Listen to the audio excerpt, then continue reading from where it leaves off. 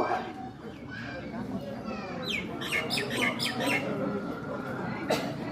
ए देश यारो वीरों का, जवानों का, अलबेलों का, मस्तानों का, इस देश का यारो क्या कहना, ए देश यारो इस दुनिया का कहना.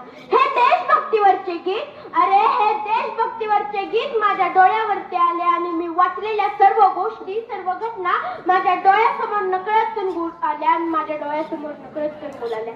अरे आज आपण इथे बसलो आहोत, आपला भारत देश स्वतंत्र आहे, तो कोणी एकामुळे नाही.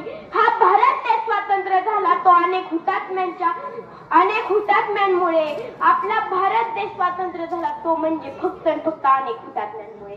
1818चा काळ आठवा. आपल्या पुणे जिल्ह्यातील शनिवार वाड्यावरती आपला भगवा झेंडा फडकत होता. इंग्रजांचे नुकतेच आगमन आपल्या भारतात झाले होते आणि तो झेंडा इंग्रजांनी काढला आणि त्याच्या जागेवर आपला इंग्रजी झेंडा युनियन जॅक फडकवला.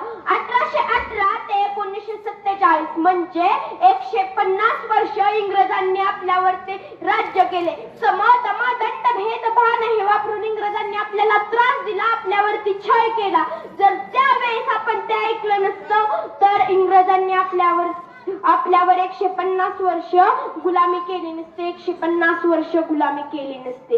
अरे ह्या भारत मातेचे भाग्य आहे, या भारत मातेला असे अनेक शूर रत्न जन्माला आले. धन्य धन्य हे भारत माते, मला तुझा अभिमान. दिशा दिशातून आज गरजते तुझ्या यशाचे गान, दिशा दिशातून आज गरजते तुझ्या यशाचे गान.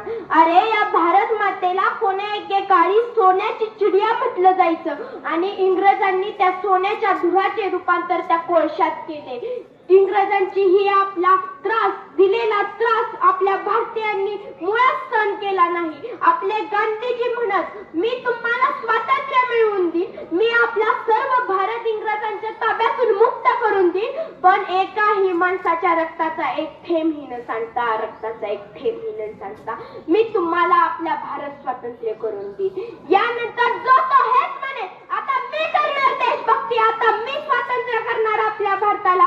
सगळ्यांच्या रक्तात आपल्या देशभक्तीचे रक्त वाहत होते. यामध्ये भगतसिंगांनी 1920 ते 1921 मध्ये असेंब्ली ते बॉम्बास्ट केला. या घटनेने पूर्ण भारत थरला होता. आता सर्वांच्या तोंडामध्ये दुःख नव्हते तर सुख होते. यानंतरच भगतसिंग, राजगुरू आणि सुखदेव यांना फासावरती चढवण्यात आले. त्याच्या डोळ्यामध्ये अश्रूची गंगा वाहत होते. 1942चा काळ आठवा. चलो भारत ही चळवळ पूर्ण भारतामध्ये गाजली होती. यामध्ये जतीनचंद्र दास याने उपोषण करून